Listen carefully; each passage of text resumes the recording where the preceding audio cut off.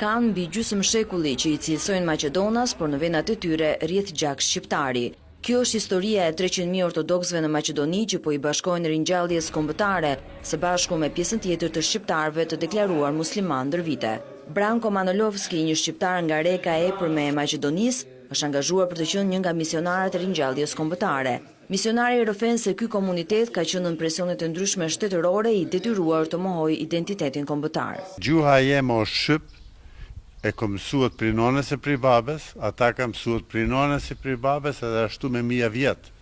Nuk ka pas fakulteta shkolla atëherna, po shqiptarët e nxonin gjuhën pri generacie më generaci.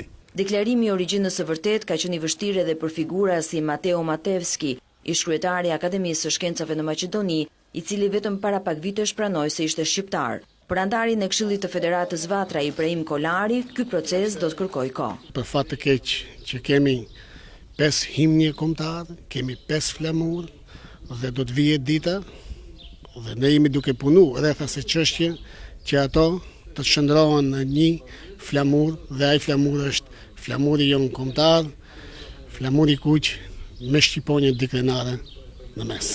Misionarët e ringjalljes kombëtare ishin në një vizitë në kishën e Shënmërisë në Elbasan për të përcuar përpjekjet e tyre për identitet kombëtar të shqiptarëve.